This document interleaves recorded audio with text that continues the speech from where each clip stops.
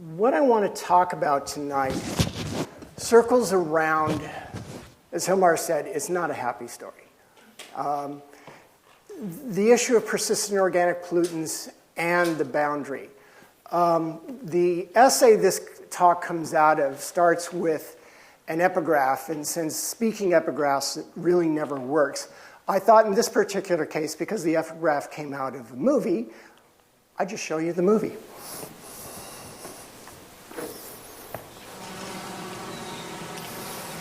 You're the sheriff of Rio County, right? Un jefe muy respetado.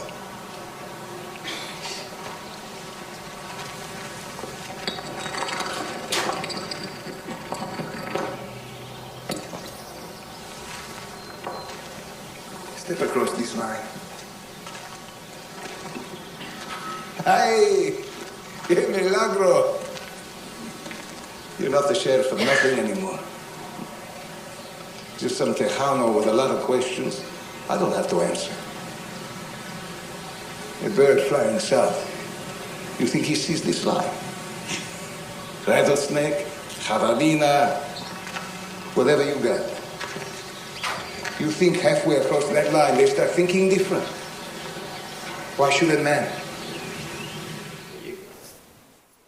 I adore John Sayles movies, and this one in particular is just a superb movie for all sorts of reasons. His writing in this movie is brilliant, and the speech he gives to Chucho here is something that has always excited me, because he posits a rhetorical question at the end that really runs to the center of everything I'm going to talk about tonight, which is, why should that border matter?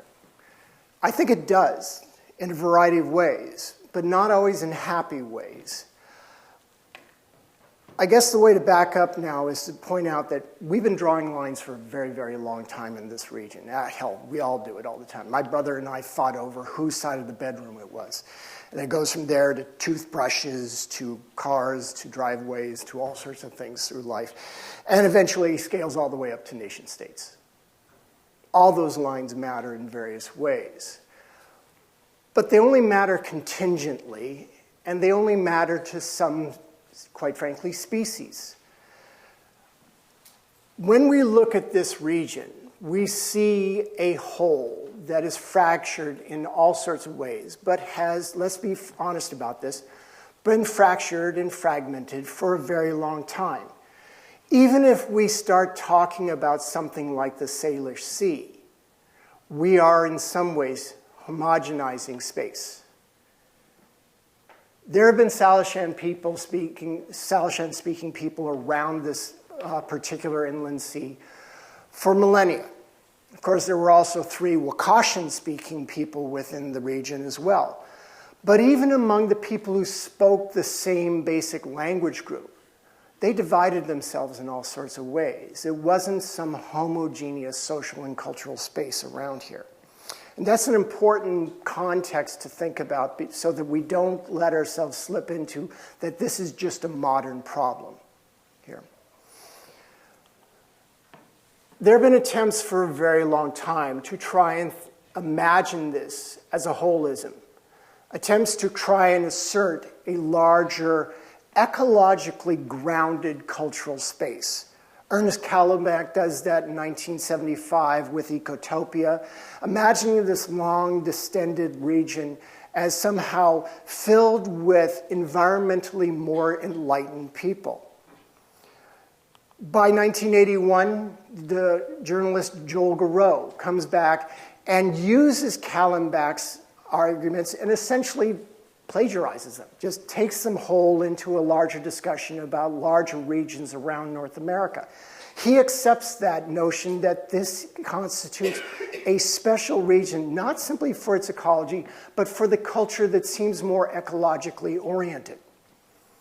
Go on into the 1990s, and we start seeing it reimagined again as the modern Cascadia, which is partly still an carrying forward of this environmentalist sensibility about the region, but is also, quite frankly, tapped into in a very savvy way by business interests on both sides of the border.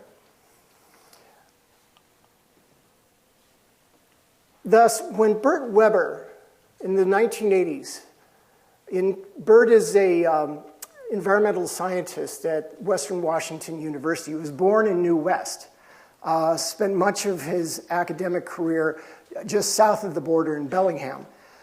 When he starts looking at this region saying, we've got to find a way to talk about the sea as a whole, and comes up with the phrase, Salish Sea, it takes a while. It takes a long while for it to gather any sort of momentum. But by the late 1990s and the early 2000s, we see other scientists, we see artists, we see environmental activists beginning to embrace this. Then we begin to see both Indian tribes in the Puget Sound and First Nations north of the border also begin to embrace this, to the point where in 2009, not only do they embrace it, but also the official geographic naming boards in the state of Washington and British Columbia, and then the national boards in both the United States and Canada. By 2010, the Salish Sea is now a recognized geographic term.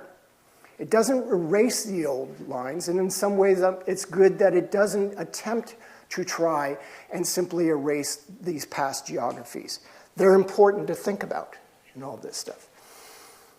But we've gone a long ways, and in the process, please note, the only really successful effort to try and rebrand this region came out of an expat Canadian sitting in Bellingham, wondering about an inland sea. Weber's concoction is a powerful and provocative term. I'll come back to some of the provocations that elicited at the end of this talk. And it opens up a series of questions of how we conceptualize space and how that conceptualization actually meshes up or doesn't with other spatial frameworks, including the frameworks of sovereignty. Weber's basic point, I think, is valid because underlying it is a notion of a bioregional space. There's some arguments you can make back and forth on both sides of this. But among the things that his particular framework begins to capture is the notion of an inland sea of about 17,000 square kilometers of water, 3.6 thousand square kilometers of islands, 37 mammal species, 172 bird species, 247 fish species, and somewhere over 3,000 invertebrate species, of which 113 are listed, either proposed for listing or actually listed as threatened or endangered. It's a way of framing a natural space. A natural space that is worth thinking about because of the ecology and because of the problems with it in a variety of ways. What we shouldn't let that do is erase the cultural spaces, because they do matter to us in a variety of ways. Not the least of which is never lose sight of the fact that there are over 8 million people living around the edges of this sea. That's a lot of people. And in the midst of a place that is often heralded for its environmental beauty, it points out something else. This is an extraordinarily populated environmental wonder. This is a place with not just a lot of people, but some iconic urban spaces, gigantic places, with all the problems that come with them. The Salish Sea is now being tapped into for a variety of reasons. Just as with Ecotopia and Cascadia, we see urban boosters embrace it very quickly as they've done other things in the past. If Seattle wants to call itself natural, British Columbia just turns it into supernatural. Both, though, like all the other advertising campaigns before it, uses nature as the fulcrum for selling a lot of things that oftentimes are only coincidentally related. Sometimes the Salish Sea is reduced to that as well. Tourism now has become a key point at which many people are embracing the term Salish Sea. It's a way of drawing people to the region and rightly pointing out all the beauties of the place. You can come here and see the whales. You can come here and see the mountains. See these spectacular juxtapositions of beautiful marine spaces next to very high snow-clad mountains. It's something that actually binds the entire region. You can be sitting off of the edge of Puyallup River, Discovery Bay, outside of Tacoma, looking at some of the most butt-ugly shipping terminals around. But look far enough in the background, you're going to see one of the most stunning mountains in the region when you look at Rainier. The trick with all these campaigns, and I would argue with the very way we too live in this region, is to cast your eyes selectively towards the pretty bits.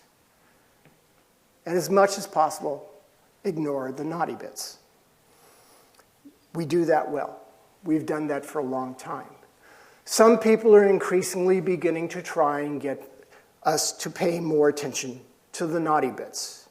This is a photo of an August 2012 paddle protest by a group of Salish and speaking peoples who paddled down to North Vancouver and then had a day-long festival in order to pay attention, get everybody to pay attention, not to the canoes, but to all those tankers in the background.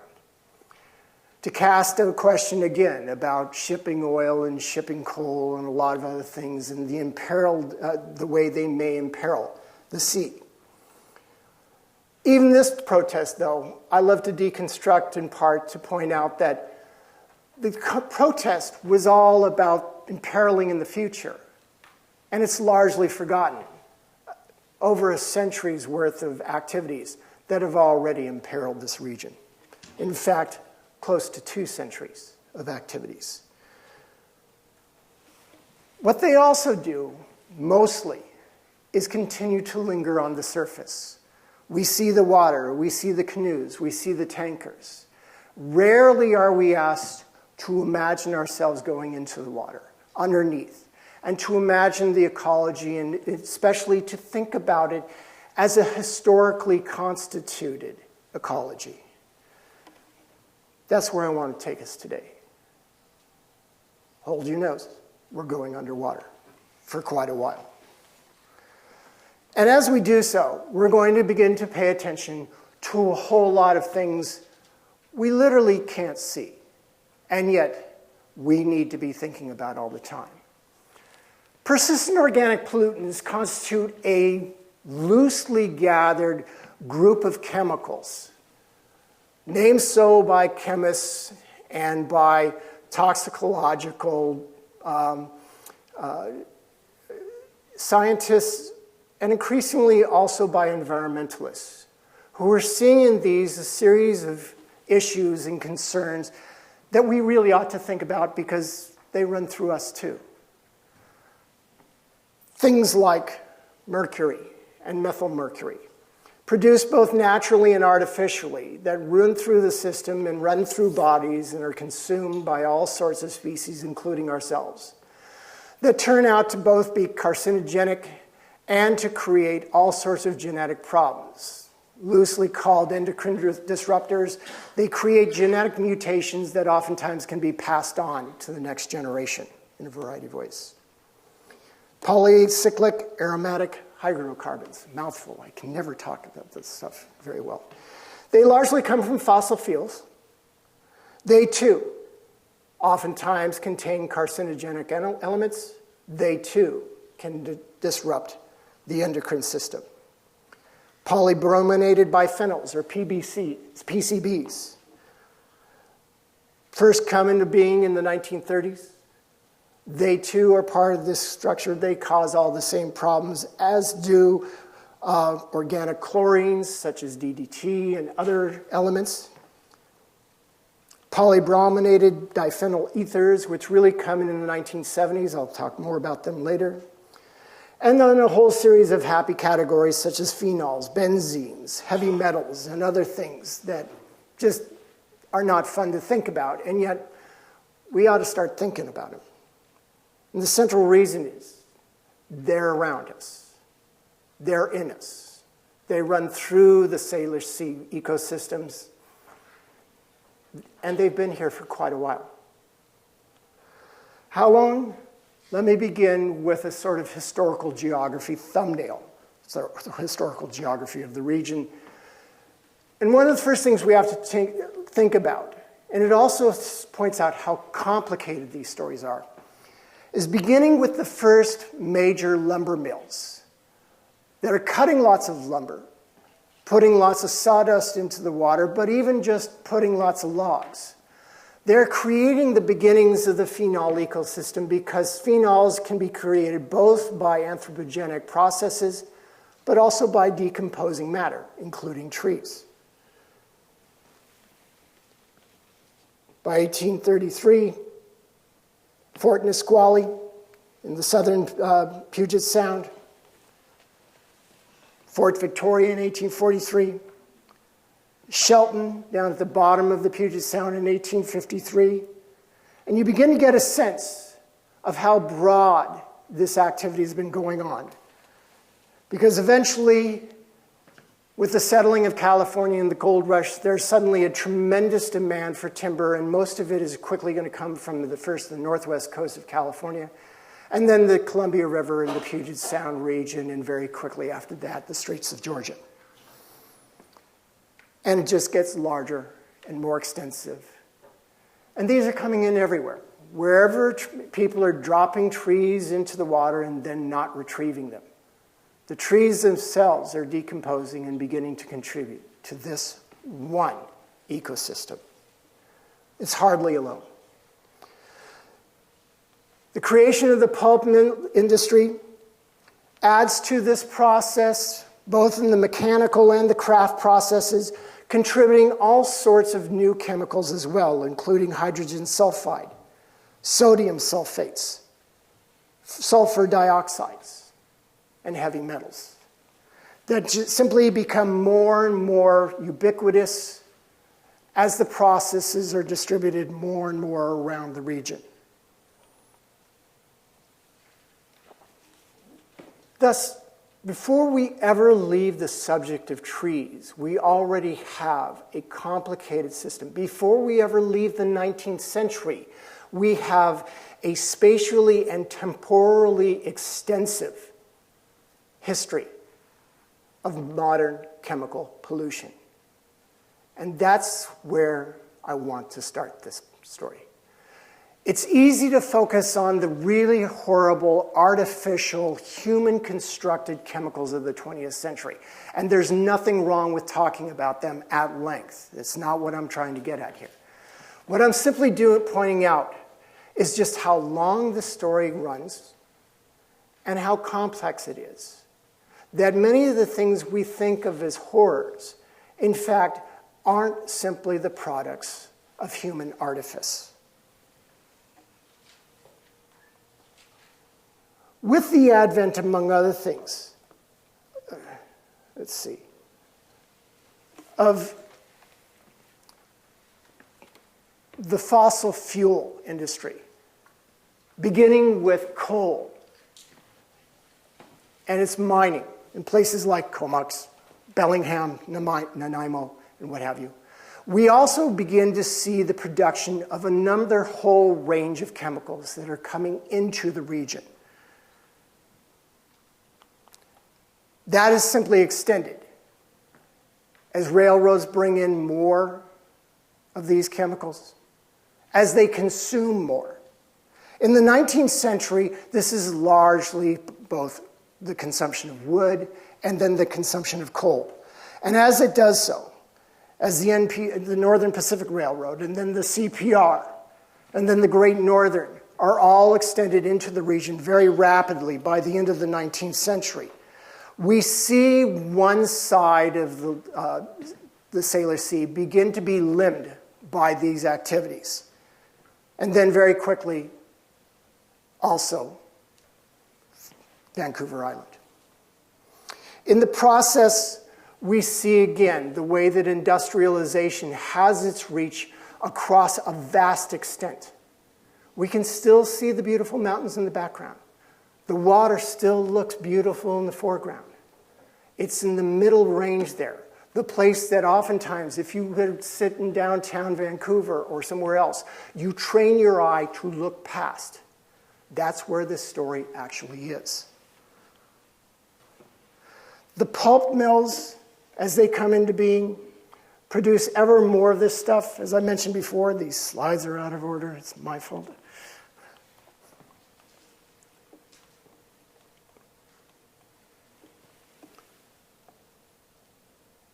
And then, very quickly in the 20th century, gas production in Union Bay in Seattle, and then the following year, petroleum production on Burrard Inlet. In very rapid fashion, we move into the modern petrochemical industry.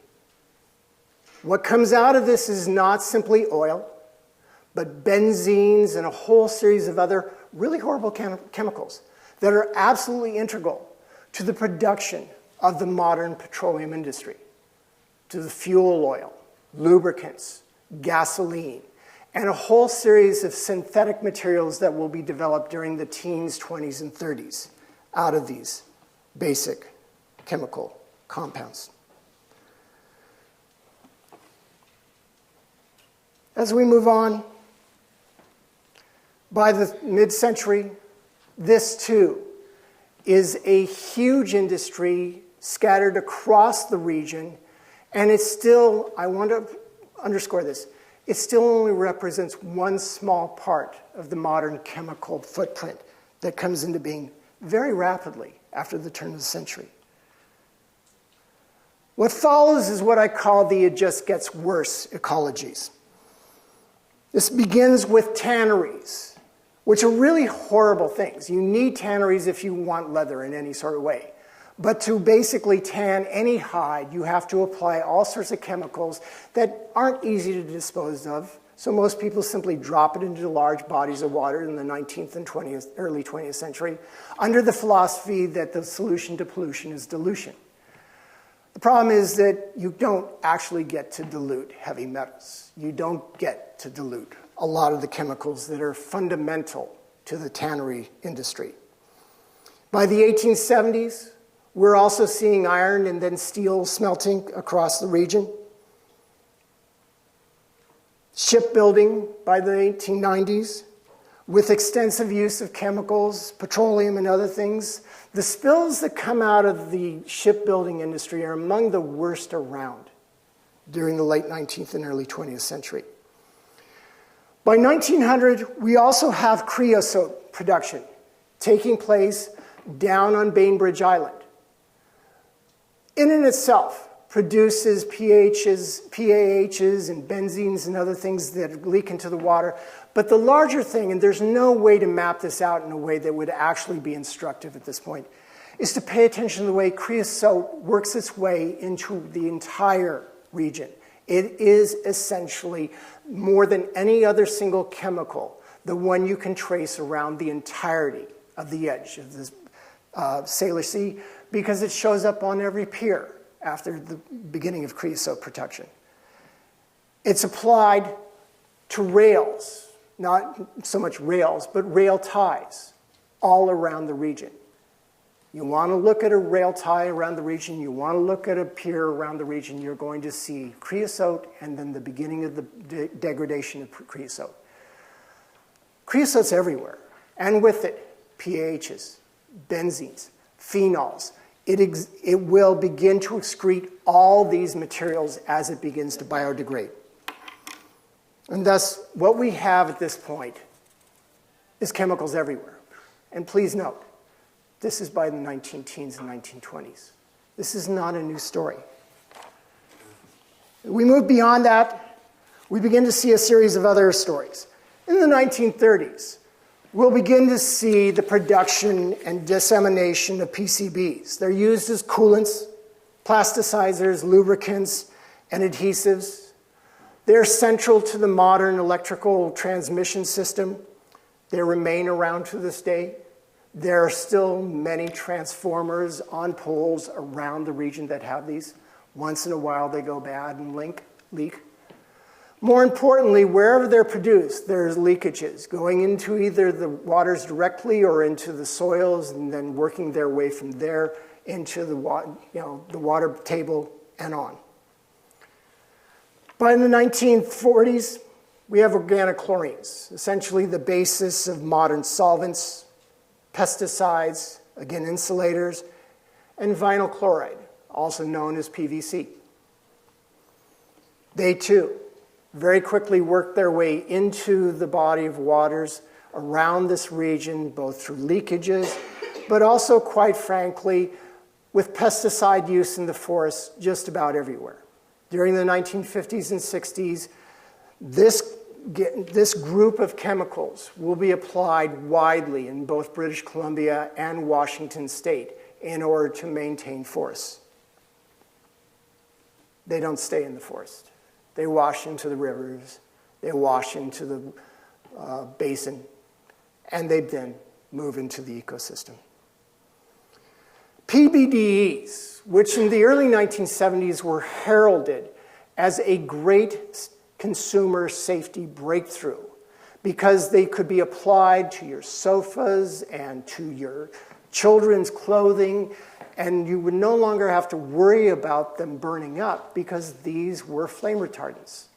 The problem is that they break down and very quickly move into the entire basin in this non-point source pollution way so that they come in from everywhere.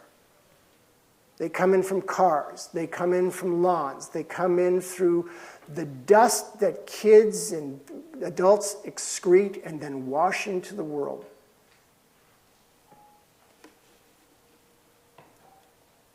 And then there's methyl mercury, which is itself, like phenols, a complex subject to talk about because mercury is produced in the modern world primarily by anthropogenic processes, not the least of which is burning trash. But geologically, the single most important contributor of mercury to our environment turns out to be all those beautiful volcanoes around the region. Mother Nature creates mercury. It's been here forever. What we're doing now is not good. What we're doing now makes it worse.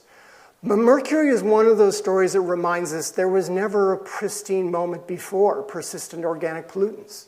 They have always been here. And they've always been pretty much everywhere. Out of this comes a series of ways of talking about these issues that are remarkably stable over time. There is a mythos about pollution that has been talked about for a very long time, and it's one that is actually a staple of Hollywood. In the 1950s, atomic testing gives us Godzilla. By the 1980s, industrial pollution gives us the Toxic Avenger. By the millennium, we've got stories about cadmium-laced water giving us Aaron Brockovich. We can joke about it, but these are really horrible stories. One of the things that the mythos does, though, is it always maintains a very sharp separation between the unnaturalness of these horrors and the stable, friendly confines of nature. It keeps that hard boundary in a way that I think actually gets in the way of our thinking about this in some fundamental ways. What I want to do now is tell a story about how even the most horriblest, unnaturalist things begin to look a whole lot like every other form of nature in the Salish Sea. To do that, though, we've got to stay underwater and pay attention to how these chemicals actually move into the ecosystem. When these chemicals are dumped, or simply deposited or washed into the seas, in one way or another, whether it is physically just dumped straight in or transmitted by the atmosphere. And mercury is often the story about this. They head very quickly towards the sediment. That sediment is all over the place. Studies around particularly industrialized places like Puyallup, the Puyallup Basin, Elliott Bay, Bellingham Bay, all find vast deposits of these terrible things that have been in the sediment and then accumulating in the sediment for a very long time. But they're also finding them all over the Georgia Strait, especially in Burrard Inlet, especially in the lower Fraser River. There's in fact nowhere that actually has clean sediment. It's everywhere in that respect. But even with that, it doesn't stay in the sediment. Very quickly, what we see is things like mercury, which deposit in the water, go into the sediment, and then through extraordinarily mundane processes are uptaken by algae, by phytoplankton, by krill. But especially at the bottom layers, a very interesting thing and a very horrible thing happens. Mercury is metabolized, and in the process, its very chemical structure is changed, and it's transformed into this thing called methyl mercury that turns out to be much more toxic and much more easily assimilated into bodies. In other words, some of the worst things that emerge in this system emerge because of nature in itself. From there, the algae, phytoplankton, and krill begin a process that is utterly familiar to us by this point: food chains. They begin to move into the system, and whether we're looking at these graphs in particular, which illustrate the levels in which we see some of these mercury and other compounds distributed across the region. There's almost nowhere you can look where you won't find these chemicals. And then they're uptaken. Small fish eat bigger fish. Still bigger fish eat the big fish. And the process, at every level, we have a story of not simply this moving up the food chain, but as it does so, beginning to bioaccumulate in bodies in a process that is straightforward and graphable, utterly predictable. The bigger the body, the more of these chemicals we'll find in it. The longer lived the body, the more of these chemicals we will find in it. This is trophic cycling. Now, it can go in odd ways because we tend to see it as this one constant link. But the reality is that every step of the way, some bodies will die. They, in turn, will be taken up by bottom feeders. And we'll see the entire process go over again. So we constantly see this cycling going on so that at every stage, every trophic level, the quantities being bioaccumulated are increasing over time. We can now measure this very clearly, especially in high trophic species.